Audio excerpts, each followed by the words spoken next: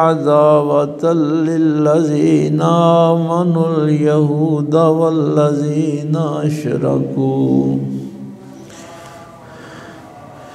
ولتجدن أقربهم مودة للذين آمنوا الذين قالوا إنا نصارى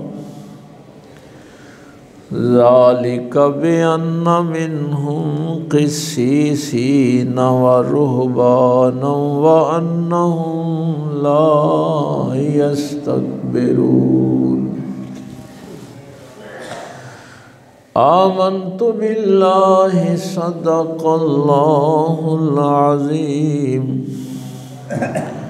وصدق رسوله النبي الأمي الكريم ونحن على ذلك من الشاهدين والشاكرين والحمد لله رب العالمين قال الله تبارك وتعالى في شان حبيبه مخبرا وآمرا إن الله وملائكته يصلون على النبي يا أيها الذين آمنوا صلوا عليه وسلموا تسليما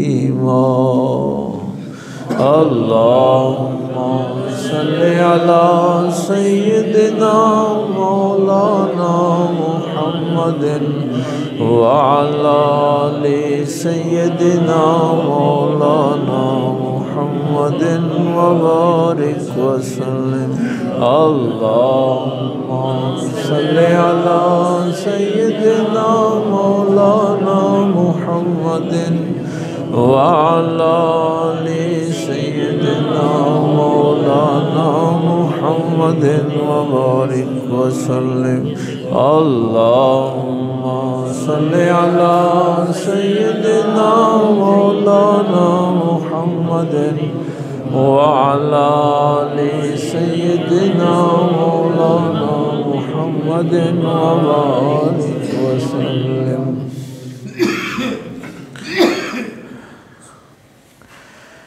اللہ رب العزت کی حمد و ثنا کے بعد اور پاک پیغمبر صلی اللہ علیہ وآلہ وسلم پہ ہدیہ درود و سلام پیش کرنے کے بعد نہایت ہی واجب الاحترام معزز سامعین، بزرگوں، دوستوں، عزیز بھائیوں، پچھلے جمعے ہم نے اس آیت پہ گفتگو کرنا تھی لیکن وہ تمہید میں زیادہ وقت گزر گیا۔ اللہ تعالیٰ فرماتا ہے کہ انسانوں میں سے لَتَجِدَنَّ أَشَدَّ النَّاسِ عَدَاوَةً لِلَّذِينَ آمَنُوا، اس زمین پہ جتنے بھی انسان موجود ہیں ان میں جو ایمان والوں کے لیے سخت ہیں یا ایمان والوں کو تکلیف دینے والے ہیں یا ایمان والوں کے خلاف سازشیں کرنے والے ہیں، یہودا والذین اشرکوا، وہ یہودی ہیں اور مشرک ہیں۔ یہ 17ویں پارے میں بھی اللہ تعالیٰ نے فرمایا تھا کہ مکہ سے مومنوں کو کیوں نکال دیا گیا، ناحق نکال دیا گیا، ان کی کیا غلطی تھی؟ صرف وہ یہ کہتے تھے کہ ہم اپنے اللہ پر ایمان لے آئے، صرف اتنی سی بات پہ ان پہ ظلم بھی ہوتا تھا اور ان کو گھروں سے نکال دیا جاتا۔ تو جب بھی آپ اپنے اللہ کو منوانے کی کوشش کریں گے۔ ایمان اصل میں یہ ہے کہ میں اپنے اللہ کی حاکمیت کو منواؤں۔ تو پھر قرآن یہ کہتا ہے کہ تمہارے خلاف جو سب سے زیادہ شدت کے ساتھ مخالفت میں سامنے آئیں گے وہ یہودی آئیں گے اور مشرکین آئیں گے۔ اچھا، یہاں یہ بڑی عجیب بات ہے کہ یہود کو نمبر 1 پہ رکھا ہے، حالانکہ یہ الہامی مذہب کے ماننے والے ہیں۔ وَلَتَجِدَنَّ أَقْرَبَهُمْ مَوَدَّةً لِلَّذِينَ آمَنُوا، اور آپ قریب پائیں گے مودت میں، محبت میں، لِلَّذِينَ آمَنُوا، ان لوگوں کو ایمان والوں کے قریب، الَّذِينَ قَالُوا إِنَّا نَصَارَىٰ، وہ لوگ جو اپنے آپ کو نصارہ کہتے ہیں، عیسائی کہتے ہیں۔ ذَلِكَ بِأَنَّ مِنْهُمْ قِسِّيسِينَ وَرُهْبَانًا وَأَنَّهُمْ لَا يَسْتَكْبِرُونَ، اس لیے کہ ان میں اہل علم بھی ہیں، ان میں مشائخ بھی ہیں جو دنیا سے بے رغبتی کا اظہار کر کے زہد و تقوی کی طرف آتے ہیں، اور ان میں وہ لوگ بھی ہیں جو تکبر نہیں کرتے۔ اس میں یہ تینوں چیزیں سمجھنے والی ہیں۔ جملہ تو اتنا بھی کافی تھا کہ مومنین کے جو مخالفین ہیں وہ یہودی اور مشرکین ہیں، عیسائی بھی مخالف ہیں، لیکن عیسائیوں کا وہ گروہ جو اہل علم ہے اور رہبانیت جنہوں نے اختیار کی، دنیا کی محبت دل سے نکال دی اور تکبر نہیں کیا، یہ مومنوں کے قریب ہیں مودت میں، محبت میں۔ یہ ایمان والوں کے ساتھ تشدد نہیں کریں گے، ان کے ساتھ ظلم و ستم نہیں کریں گے۔ وہ جو آیت میں نے پہلے آپ کو ایک دفعہ بتائی تھی کہ جب اللہ فرماتا ہے یعرفونہ کما یعرفون ابناءہم، کہ یہ مشرکین مکہ ہوں، یہود ہوں، عیسائی ہوں، یہ آپ کو ایسے پہچانتے ہیں جیسے اپنے بیٹوں کو پہچانتے ہیں۔ اور قرآن کریم نے دیکھیے یہ مثال اتنی بڑھیا دی کہ یعنی پہچاننے میں وہ غلطی نہیں کر رہے ہیں۔ یہ نہیں ہے کہ وہ پہچاننے میں غلطی کر رہے ہیں، چونکہ بیٹے کو پہچاننے میں کوئی غلطی نہیں کرتا، تو جیسے اپنے بیٹوں کو پہچانتے ہیں ویسے ہی یہ آپ کی حقانیت کو پہچانتے ہیں۔ اب اس حق کا انکار کیوں کرتے ہیں؟ اصل مسئلہ تو یہ تھا کہ جب حق کا پتہ چل گیا تو حق کا انکار کیوں کرتے ہیں؟ تو یہ ہیں وہ 3 چیزیں اصل میں کہ حق کا انکار جاہل کرتا ہے۔ یہاں فرمایا قسیسینا، یہ جو عیسائی ایمان والوں کے قریب ہیں یہ اس لیے ہیں کہ یہ جاہل نہیں ہیں، اگر یہ بھی جاہل ہوتے تو حق کا انکار کرتے، یا پھر دنیا پرست حق کا انکار کرتا ہے، جس کے دل میں خواہش دنیا ہوتی ہے نا، جو یہ ساری زندگی گزارتا ہی اس دنیا کے لیے ہے، اسی دنیا کی کامیابی کو کامیابی سمجھتا ہے، اسی کی ناکامی کو ناکامی سمجھتا ہے۔ تو جس کے دل میں دنیا کی ساری خواہش ہوتی ہے وہ بھی حق کو قبول نہیں کرتا۔ آپ رشوت لینے والے سے، سود لینے والے سے، ملاوٹ کرنے والے سے قرآن کی جتنی جی چاہے آیتیں پڑھیں، وہ حق قبول نہیں کرے گا، کیونکہ اس کے دل میں دنیا ہے۔ اور میں حیران ہوتا ہوں کہ میرے پاک پیغمبر صلی اللہ علیہ وسلم نے جب فرمایا کہ دنیا جیفۃ و طالبھا کلاب، دنیا مردار ہے اور اس کو چاہنے والا کتا ہے، تو جس کے دل میں صرف اس دنیا کی چاہت ہوتی ہے وہ حق قبول نہیں کرتا۔ اور تیسری چیز تکبر، کہ جس دل میں تکبر ہوتا ہے وہ حق کو قبول نہیں کرتا۔ تو اللہ تعالیٰ نے فرمایا کہ یہ جو عیسائیوں میں سے کچھ لوگ آپ کے ساتھ محبت کرتے ہیں، مودت کا جذبہ رکھتے ہیں، یہ صرف اس لیے رکھتے ہیں کہ ان میں کچھ عالم ہیں، جاہل نہیں ہیں، کچھ راہب ہیں۔ یہ چونکہ قرآنی اصطلاح ہے، اس کو ذرا سمجھنا ضروری ہے۔ جب یہ یہودیوں نے عیسیٰ علیہ السلام کے یہ صلیب والا معاملہ، چونکہ عیسائیوں کا بھی عقیدہ یہی ہے کہ ان کو صلیب پہ چڑھا دیا گیا تھا اور بعد میں پھر ان کو زندہ کیا اور آسمانوں پہ اٹھایا، تو کچھ لوگ جو تھے انہوں نے کہا کہ اگر ہم اپنے نبی کا تحفظ نہیں کر سکتے تو اب ہم اس دنیا کی لذتوں کو استعمال نہیں کریں گے۔ ان کو راہب کہتے ہیں۔ نہ کھانے پینے کی لذتیں، نہ سونے کی لذتیں، نہ نکاح کی، شادی کی، یعنی دنیا کی کوئی لذت ہم استعمال نہیں کریں گے،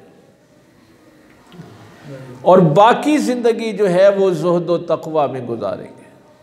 یہ انہوں نے اپنے آپ کو سزا کے طور پہ یہ فیصلہ کیا۔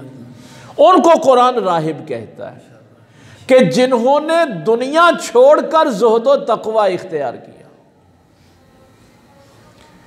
تو جو بندہ دل سے دنیا نکال دیتا ہے وہ حق کو جلدی قبول کر لیتا ہے، اور جس کے دل میں دنیا ہوتی ہے اسی کو کامیابی سمجھتا ہے، اسی کو ناکامی سمجھتا ہے، وہ حق کو قبول نہیں کرتا۔ اب اگر کوئی ایسا انسان مل جائے تو یہ تینوں قرآنی اصطلاحیں آپ کو یاد ہونی چاہیے۔ تسی کہندے ہو نا کہ ویکھو جی یہ بندے نو پتہ بھی ہے تو پھر جھوٹ بول رہے ہیں، پتہ بھی ہے تو پھر بھی یہ باطل دے نال ہے، جھوٹ دے نال ہے، رزق حرام دے نال ہے، ظلم دے نال ہے۔ اب جب کلمہ میں آپ پڑھتے ہیں کہ لا الہ الا اللہ محمد الرسول اللہ صلی اللہ علیہ وآلہ وسلم، تو محمد الرسول اللہ پڑھنا کیوں ضروری ہے؟ یہاں پر ایمان لانا کیوں ضروری ہے؟ یہی ایک در ہے جس در پہ آپ حاضر ہوں گے تو آپ جاہل نہیں رہیں گے۔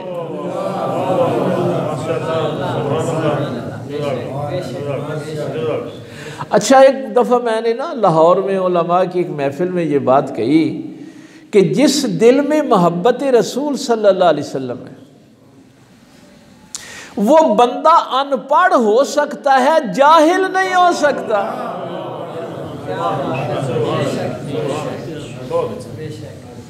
وہ بندہ ان پڑھ ہو سکتا ہے، اس نے سکول کی تعلیم حاصل نہ کی ہو، اس نے کسی مدرسے میں نہ پڑھا ہو۔ کتنے صحابہ ہیں جن کو لکھنا پڑھنا نہیں آتا تھا۔ تو محبت رسول ایمان کا جزو اس لیے ہے کہ جس دل میں محبت رسول ہوگی وہ ان پڑھ تو ہو سکتا ہے، جاہل نہیں ہو سکتا۔ یہ نہیں کہ اس کے سامنے حق آئے اور وہ قبول نہ کرے، اس کا ہاتھ ظلم کے لیے نہیں اٹھ سکتا جس کے دل میں محبت رسول ہوتی ہے۔ وہ جھوٹ نہیں بول سکتا، جھوٹ جہالت ہے نا، ظلم جہالت ہے، رزق حرام جہالت ہے۔ اس در پہ اس لیے حاضری کا یعنی اللہ تعالیٰ نے حکم دیا ہے، ایمان اس لیے لانا ہے کہ اسی در اقدس سے تمہاری جہالت دور ہو، اور جو اس در سے دور ہوگا وہ جاہل نہیں، اسے پھر ابو جہل کہا گیا ہے۔ یہ بھی بڑی عجیب بات ہے نا. اس کو پہلے ابو الحکم کہتے تھے، داناؤں کا باپ. ابو جہل کو مکے والے داناؤں کا باپ، عقل مندوں کا باپ کہتے تھے. سپہ سالاری، تجارت، خطاب، تو وہ کہتے تھے یہ داناؤں کا باپ ہے. اب داناؤں کے باپ سے ابو جہل بن گیا.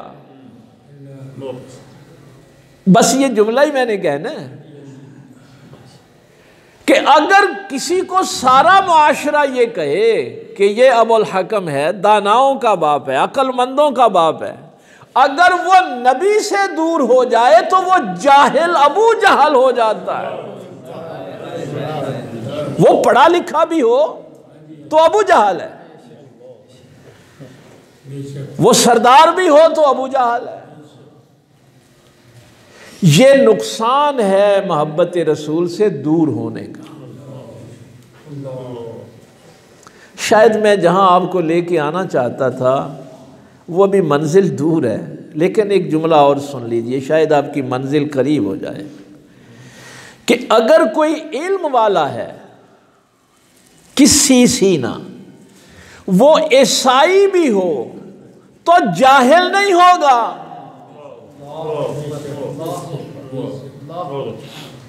اہل علم ہے، عیسائی ہے، لیکن مومنوں کے ساتھ محبت کیوں کر رہا ہے؟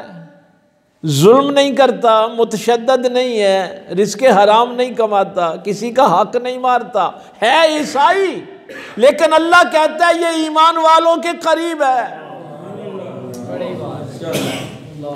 اور اگر کوئی کلمہ پڑھ کے ظالم ہو، دعویٰ وہ کرے کہ میں صاحب ایمان ہوں، اور پھر وہ ظلم کرے، اس کو پھر قرآن کہتا ہے کہ بل ہم اضل، یہ تو جانوروں سے بھی بدتر ہے. کہ کلمہ نبی کا پڑھنے والا جاہل کیسے ہو سکتا ہے؟ پاک پیغمبر سے محبت کا دعویٰ کرنے والا جاہل کیسے ہو سکتا ہے؟ اس کے دل میں دنیا کی محبت کیسے ہو سکتی ہے؟ کیسے وہ اس دنیا کے ساتھ اتنی محبت کرے گا کہ لوگوں پہ ظلم و ستم پہ اتر آئے گا؟ اور تیسری چیز، اس کا تکبر عاجزی میں بدل جائے گا. اگر متکبر ہوگا بھی تو اگر حضور کی محبت کا کوئی ایک ذرہ اس کے دل میں ہے تو اس کا تکبر دور ہو جائے گا. چونکہ نبی پاک صلی اللہ علیہ وسلم نے فرمایا ہے کہ ایک رائی کے دانے کے برابر بھی اگر کسی دل میں تکبر ہوا تو وہ جنت میں نہیں جا سکتا. وہ شخص جنت میں نہیں جا سکتا جس کے دل میں تکبر ہے. تو پوچھا گیا کہ یا رسول اللہ صلی اللہ علیہ وسلم اس کی وضاحت فرمائیں. تو سرکار نے پھر یہی دونوں چیزیں بیان فرمائی. فرمایا کہ تکبر کی یہ علامت ہے کہ وہ حق کو قبول نہیں کرتا، سچائی کو، حق کو قبول نہیں کرتا، اور باقی انسانوں کو اپنے سے کم تر سمجھتا ہے. یہ دو نشانیاں نبی پاک صلی اللہ علیہ وسلم نے بیان فرمائی کہ جو دوسرے انسانوں کو اپنے سے کم تر سمجھے اور حق واضح ہونے کے بعد بھی حق کو قبول نہ کرے، وہ متکبر ہوتا ہے. تو یہ چونکہ یہ تین چیزیں حق کے رستے میں رکاوٹ ہیں، ایک جہالت، ایک دنیا پرستی اور ایک تکبر. تو اللہ فرماتا ہے کہ یہ تین صفات تو عیسائیوں کے اندر بھی ہوں گی تو وہ پھر ظالم نہیں ہوں گے بلکہ ایمان والوں کے قریب ہوں گے. رمضان المبارک میں نے آپ سے ایک جملہ کہا تھا کہ جب ہجرت حبشہ ہوئی تو میرے پاک پیغمبر صلی اللہ علیہ وسلم نے فرمایا تھا کہ حبشہ کی سرزمین امن کی سرزمین ہے. حالانکہ حاکم تو وہاں پہ عیسائی تھا نا، نجاشی عیسائی تھا. تو پوچھا گیا کہ یا رسول اللہ صلی اللہ علیہ وسلم وہاں تو عیسائی حکمران ہے اور سرکار فرما رہے ہیں کہ وہ امن کی جگہ ہے. تو فرمایا کہ وہ حاکم عدل کرتا ہے. عادل ہے، اسی لیے اس کا پھر سرکار نے غائبانہ نماز جنازہ بھی پڑھا۔ یہ میں نے ایک مثال آپ کو اس لیے دے دی ہے کہ یہ آیت کبھی آپ کے یعنی سامنے ہو تو آپ کے ذہن میں ہو کہ جو عیسائی ان 3 صفات پہ تھے، مشرکین مکہ گئے تھے نا مہاجرین کو لینے کے لیے کہ یہ ہمارے باغی ہیں، ان کو ہمارے حوالے کر دو، لیکن نجاشی نے نہیں کیا تھا، نہ خود ظلم کیا نہ ظالموں کے حوالے کیا۔ یہ دونوں چیزیں ذہن میں رکھنا، نہ خود ظلم کیا نہ ظالموں کے حوالے کیا۔ تو یہ اور بھی عیسائیوں کی بہت سی مثالیں ہیں۔ تو فرمایا کہ یہ تمہارے نمبر 1 جو دشمن ہیں وہ یہودی ہیں اور مشرکین ہیں، اور مودت اور محبت میں تم جن لوگوں کو اپنے قریب پاؤ گے وہ عیسائی ہیں۔ عیسائی بھی سارے نہیں، جو عالم ہیں، دنیا پرست نہیں ہے اور متکبر نہیں ہے، وہ تمہارے جو ہیں وہ زیادہ قریب ہوں گے۔ تو یہ چونکہ آیت پچھلے جمعے رہ گئی تھی، میں نے کہا کہ تھوڑا سا اس کا میں آپ کے سامنے بے لباب رکھ دوں۔